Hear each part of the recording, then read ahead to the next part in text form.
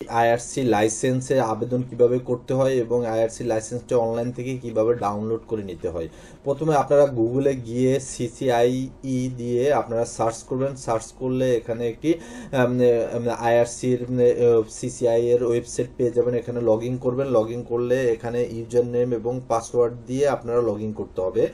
তো user name এবং পাসওয়ার্ডটি আপনারা এখানে ইমেল অ্যাড্রেসটি হবে ইউজার নেম এবং পাসওয়ার্ডটি যে কোনোভাবে আপনারা এই পাসওয়ার্ড দিতে পারেন। পাসওয়ার্ড দিয়ে আপনারা লগইন অপশনে ক্লিক করবেন। ক্লিক করলে আমরা এখানে আইআরসির মূল ওয়েবসাইটে আমরা ঢুকবো। ঢোকার পরে দেখা যাচ্ছে এখানে ইন্ডাস্ট্রিয়াল আইআরসি ফার্স্ট অ্যাডহক, অর্থাৎ আমরা এর আগে একটি আইআরসির জন্য আবেদন করেছি, সে আইআরসিটি অ্যাপ্রুভ হয়েছে অনলাইনে।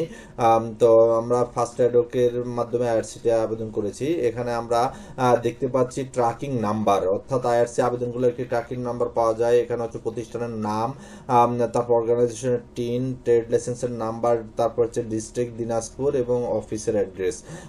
বর্তমানে স্টেজ আছে, অ্যাপ্রুভ স্টেজে আছে, অ্যাপ্রুভ স্টেজে আছে এবং সাবমিশনের তথ্য দেওয়া আছে। তো আমরা এখানে প্রথমত সার্টিফিকেটটা ক্লিক করব। আমরা সার্টিফিকেটটা যেহেতু অনলাইনে পেয়েছি, আমরা অনলাইন থেকে সার্টিফিকেটটা আমরা ডাউনলোড করব। তো সার্টিফিকেট ক্লিক করলে অনলাইনে সার্টিফিকেটটি ডাউনলোড হবে। তো সার্টিফিকেটে সাধারণত কি থাকে আপনারা লক্ষ্য করে দেখুন। এখানে এটা হচ্ছে একটি ইন্ডাস্ট্রিয়াল আইআরসি। তো প্রতিষ্ঠানের আইআরসির নাম্বার থাকে, টিন নাম্বার থাকে, তারপর হচ্ছে যে প্রতিষ্ঠানের কি পারপাস আমরা আইআরসিটি নিয়েছি। এখানে হচ্ছে Rinku Rimon auto rice mill নামে আমরা একটি আইআরসি নিয়েছি এবং ফার্স্ট অ্যাডহকের আমাদের আইআরসিটির আগে আমরা বিডা রেজিস্ট্রেশন নিয়েছিলাম, যেহেতু এটা একটি ইন্ডাস্ট্রি। এবং আমাদের এখানে ব্যাংক, কোন ব্যাংকে আমরা হচ্ছে যে আইআরসিটি কোন ব্যাংকের মাধ্যমে আমরা ইম্পোর্ট করবো সেই আইআরসির তথ্য এখানে ব্যাংকের লেখা থাকে এবং হাফ ইয়ারলি এবং এক বছরের কত টাকা আমরা ইম্পোর্ট করবো সকল তথ্য এখানে লেখা থাকে।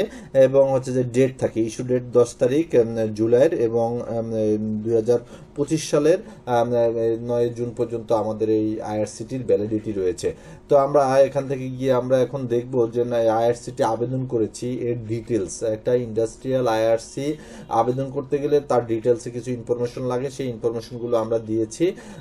আপনারা এইভাবে আপনাদের আইআরসির ক্ষেত্রে ইনফরমেশনগুলো সুন্দরভাবে দেবেন, তাহলে আপনারা অনলাইনে ইন্ডাস্ট্রিয়াল আইআরসি পেয়ে যাবেন।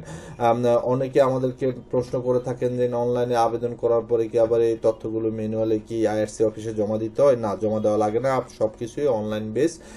আপনারা অনলাইনে আবেদন করলে সঠিক সবকিছু ঠিক থাকলে অনলাইনে আপনারা সার্টিফিকেট পেয়ে যাবেন।